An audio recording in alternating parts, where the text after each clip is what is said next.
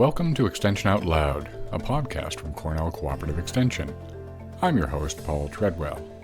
In this episode, I'm joined by Mario Miranda-Sazo, Fruit Extension Specialist with Cornell Cooperative Extension's Lake Ontario Fruit Program, to discuss how cutting-edge technologies are changing the landscape of apple farming.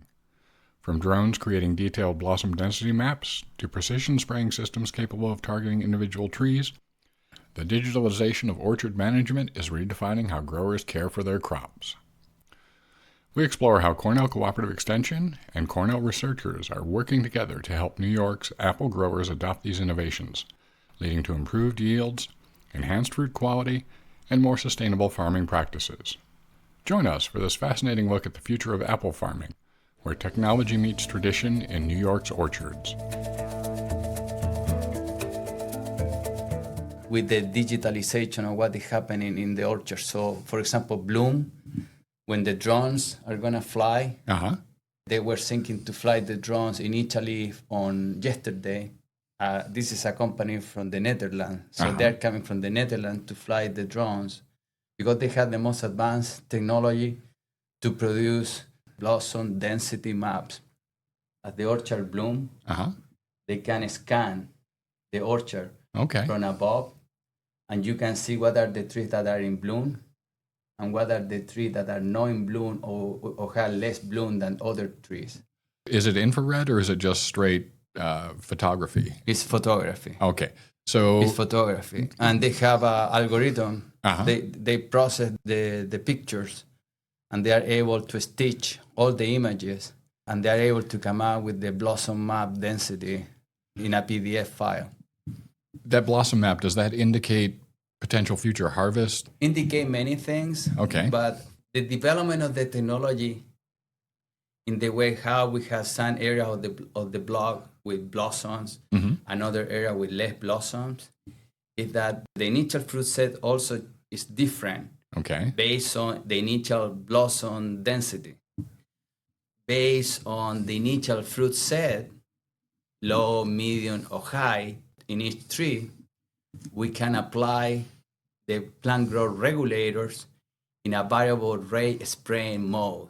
Okay. So the technology, if we're able to see what is there, what was able to set based on the initial blossom density, the machines that are starting to spray, that we have some machines that we tested last year in a proof of concept trial that initially is able to recognize or not the tree, is able to spray or not the tree. So we put spray records, little tags that you can see if the thing spray or not that particular tree. So we were able to corroborate that those machines are able to spray at the tree level. So we know that. So now we want to do it on the go.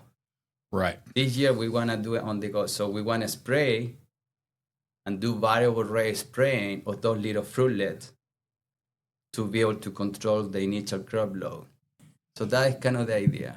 Is there any variation in the type of apple that's growing? I mean, no, it's the same. It's the same. The only thing that where we are trying to do this are in the high value cultivars. Okay. Where precision crop load management paid the most to be able to have the right amount of apples at harvest. The reason why we are doing precision crop load management so early in May 7, starting from blossom scans, is because we want to have the exact amount of apples at harvest that are going to have the right amount of fruit size, quality, color, flavor, whatever. But we want to have 56 apples, or 80 apples, 75 apples per tree, or 125 apples, depending on the canopy volume that we have for those trees to load to be able to grow fruit.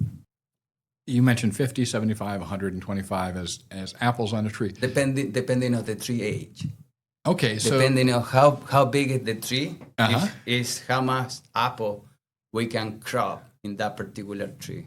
That's funny because I've never really thought of how many apples on a tree. I just think of them as existing in the orchard and they have apples. Yeah, in a mature tree you can have 400 apples, but the 400 apples are gonna be very small. Okay.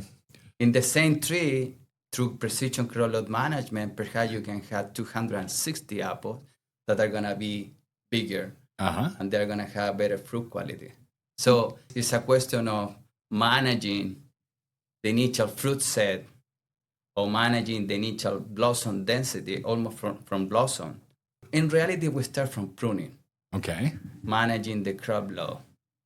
Okay, so we really adjust the crop load, the amount of buds that are gonna spread out flowers through pruning. So through pruning, in the dormant season, we start managing the crop load. The second timing is blossom thinning. The second process, when the fruitlet is 4 or 5 millimeters, we call it petal fall. Okay. When the petals start falling from the clusters, from the flowers, the little fruitlets that are set at that moment, they are around 4 to 5 millimeters in diameter. That is the third moment that we do some precision crop load management with plant growth regulator.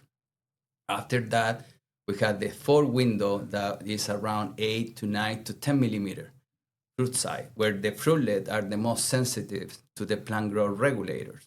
That is the moment that if you haven't done anything before, but you have a significant amount of fruitlet growing in the tree, that is the moment that the plant growth regulators are going to be more effective.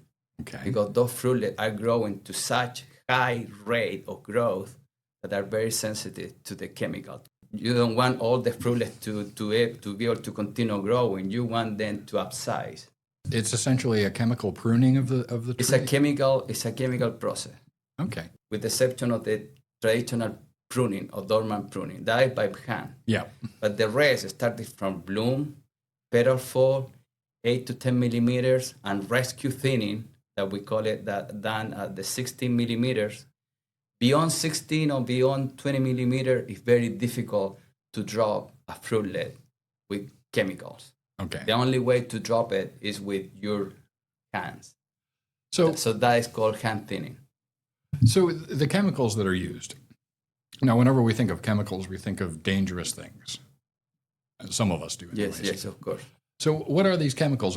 We assume that they're... Are compounds. Most of them are hormones. Okay. Most of them are synthetic hormones that make the fruitlet to upsize. Okay. So we're not talking about toxins? No, we're not talking about insecticides or fungicides. These are plant growth regulators that are used for chemical thinning. Okay. And chemical thinning is 50% of the grower decision in an orchard. So it's the most important moment. Of course, you don't need to have diseases. You don't have to have fire blight, scab, a bunch of diseases. But you have to have the right amount of fruit per tree to be able to get the maximum price later. Okay. The thing that fascinates me about apples is they're all grafted, right? Yes. There are no commercial trees that are grown from seed. Yeah, right? you can have, but those are going to be giant trees. Okay. Okay, growing on their own roots. Okay, so we call them seedling trees. Okay, and they have more genetic variability. Is that correct? They are more. You have an apple. Right. You have 10 seeds, and each of those one is a seedling, and they are different between them. So with that apple with the 10 seeds, I'm going to plant those 10 seeds, and I'm going to come up with possible 10 variations. Yes. Okay. 10 children. Right, that could have their own personalities Yes. and behave in different ways. Yes. Whereas in a commercial orchard, you start with clones. Everything is cloned. So yeah, you have the rootstock. It's the same species, but it's a dedicated species that has rootstock characteristic that was budded with a particular scion wood that is coming from the same cultivar. Okay. It's the same orchard that you like those apples, you like that quality of that fruit in that particular block, and you collect backwood, little shoots with 3 or 4 nodes there, and from each node with less variability, you do the grafting in the nursery. So you have bundles. When you collect backwood in the winter when it's dormant, so you are pruning, but if you are already thinking that you want to use that backwood, you collect the bundles or shoots dormant, and you keep them in a refrigerator in March or February or January until it's the moment of grafting in the nursery. That variability is way less than the variability that we have with seeds. With seeds. Yeah. So how long does it take so if I'm starting an orchard and I'm grafting my first trees, how? To produce? Yeah.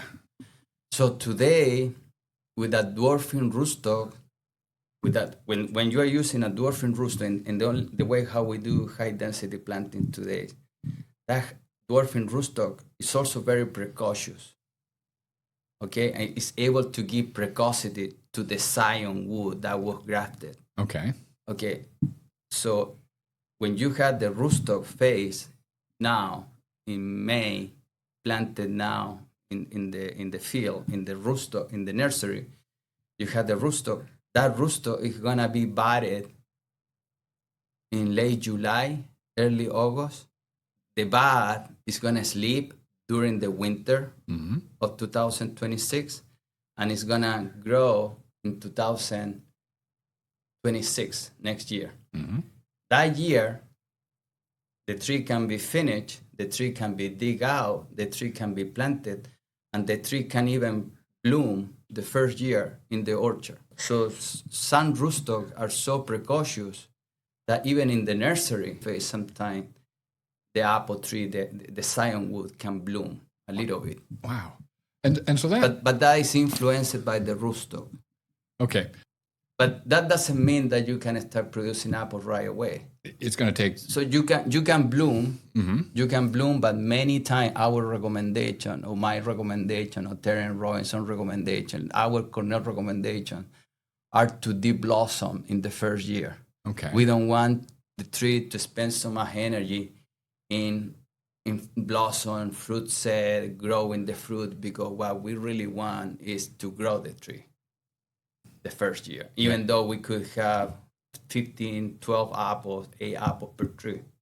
It's not that we want that. We usually ask the grower to deep blossom or deep fruit. If the grower were not able to remove the flowers, we ask them to deep fruit the little fruitlet very early on at the 8, 9, 10 millimeter fruit size.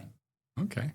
So the tree can grow. Because if the tree go in production mode, it's putting all its energy towards the fruit. Yes. So how recent is this cycle where we're able to graft dwarf roots? When this started, with dwarfing rootstocks? Yeah. This started, the first dwarfing rootstocks started in England in the 1955, 1957. Okay. Those are the first one, dwarfing rootstock through breeding, through different breeding, until the breeding program at Cornell began. The first cross for the Cornell Geneva rootstocks that we have here also started in 1971. Wow. The first cross. Okay. The first cross, and after that we had the seedlings, and we had the selections, and the line that we had today for different parents, we had many different clones. More than 50% of the amount of material being used in the U.S. with dwarfing rootstocks is a Cornell Geneva rootstock today in the United States. Wow.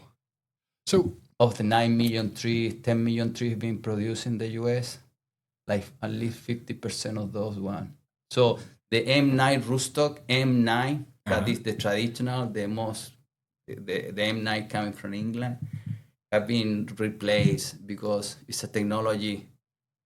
I would say, I always explain this like a technology from a car from the 1950, 1960 versus a new car with more things. Horsepower, better things. Mileage, things like that.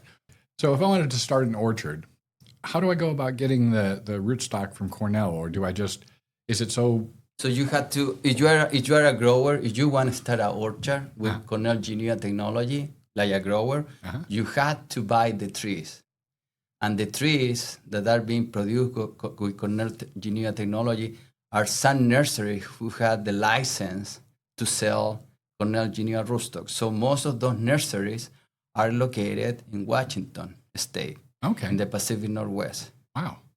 Okay, so those are the nurseries that are, so usually if you want to get Golden Delicious in Geneva, or Honey Crisp on Geneva 11, or Honey Crisp on Geneva 41, or Gala Gela or Fuji or any cultivar, the biggest stock are the nursery in the Pacific Northwest. Okay. Most of those nurseries have the technology today. So We have nursery here in the East also with the technology, but they have less amount. Okay. So then if a new variety comes along and you want to replace all those trees, you have to start all over again? What we are doing today with the old cultivars that were planted already, whether it's Jonah Gold, Empire, Macintosh, Macau, Ginger Gold, all the old cultivars that we have for many, many, many years, it's through grafting. Okay. It's through grafting in the orchard. So it's a remotion of the top part of the tree, or the old part of the tree, and because the roots are already big, by grafting, okay, with a stick. In this case, not a bud, it's a stick that we insert in the cambium. Okay, so we insert a stick, and with 2 or 3 buds, and one of those buds is gonna become the tree. So that's the way how we have been grafting a significant amount of acreage in Western New York, because the apples start going down price, the old cultivars. So growers start grafting in the last 10, 15 years, significant amount of acreage have been grafting over. So for Gela, mainly Gela, okay, Fuji, and Honeycrisp. Yeah, those are the 3 cultivars that have been grafted the most, on top of Bayer, Yonago, Mutsu. We know that wine is the grapes are influenced by the land that they're planted in, the particular composition of that soil. Is that the same with apples? Yeah, I believe it's the same, but we are not making so much wine with the apple unless it's cider. Right. So definitely it's an influence of terroir. But in our science of traditional pomology, we don't know so much about the influence of terroir in the traditional apple, Gala apple or Honeycrisp apple, that is going to be stored and it's going to be sold later to Wegmans or Casco. We are starting to learn more, and I don't work in cider apples, but through cider apples, by making wine, I think so that science is more relevant. Okay. For the amount of alcohol or something that you have to produce. In our case, it's more a fresh product, more the flavor. Okay. Can you see that? So it's that why the effect of terroir haven't been studied to the level that should be studied for cider apples. Tree fruit science is a big science, so it's without end. Thank you for listening to this episode. For more information about this episode, including show notes and the transcript, visit extensionoutloud.com. And be sure to subscribe to Extension Out Loud on your favorite podcast directory.